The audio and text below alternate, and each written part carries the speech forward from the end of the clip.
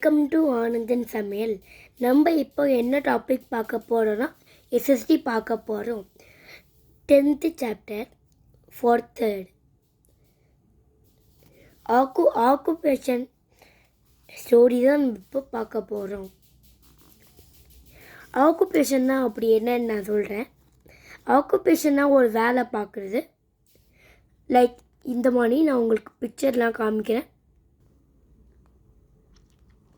இவங்க என்ன கேரட் பறிக்கிறாங்க, இவங்க மாடு மேய்க்கிறாங்க, இவங்க கோழி வளர்க்குறாங்க. எல்லாம் ஆக்குபேஷன் தான். நம்ம இப்போ இந்த ஸ்டோரியை நம்ம படிக்க ஆரம்பிக்கலாம். ஃபஸ்ட்டு கெட்டில் ஃபார்மிங் தான் நான் இப்போ படிக்க போகிறேன். கெட்டில் ஃபார்மிங்னா நம்ம ஏதாவது வளர்க்குறது. Cattle like cow, sheep and buffalo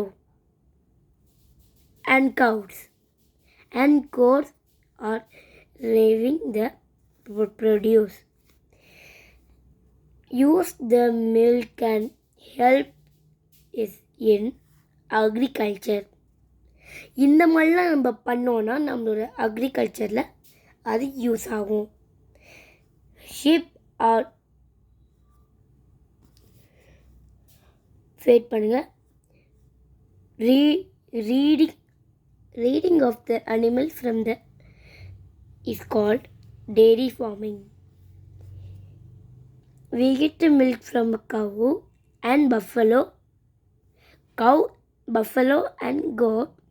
Milk and milk produce are the main food things and regular eating goat always produce the meat. இது என்ன சொல்ல வராங்கன்னா, மில்க் எங்கேருந்து வருது? அது கவ்வு, கோட்டு, பஃபலோலேருந்து வருது, அப்புறமா ஷீப்லேருந்து வருது. இதில் நம்ம எதில் இருந்தாலும் நம்ம குடிக்கலாம். மெயினாக இந்த பஃபலோ மில்கை குடித்தா உடம்புக்கு ரொம்ப ரொம்ப நல்லது. இப்போது நம்ம இந்த புக் பேக் படிக்கலாம். புக் பேக்கு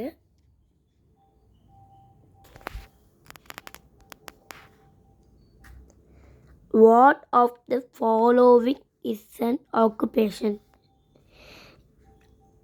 ஆக்குபேஷன்னா என்னன்னு கேட்டிருக்காங்க. கோயிங் டு ஸ்கூல் ஆக்குபேஷனாக இல்லை. ரைட்டிங் லெட்டர் ரிலேட்டட் ஆக்குபேஷனாக இல்லை. ட்ரிங்கிங் வாட்டர் ஆக்குபேஷனாக இல்லை. டீச்சிங் இன் த ஸ்கூல் அதுவும் ஒரு ஆக்குபேஷன் தான். டெய்லி ஸ்கூலுக்கு பிள்ளைங்களுக்கு சொல்லி கொடுக்குறாங்கள, அவங்க அந்த டெய்லி அவங்களுக்கு அந்த 1,00,000 கிடைக்கிறத வச்சு தான் அவங்களோட உலகத்தையே வாழ்கிறாங்களே. அதனால ஸ்டூடெண்ட்ஸையும் மதிக்கணும், அப்புறமா டீச்சர்ஸையும் மதிக்கணும்.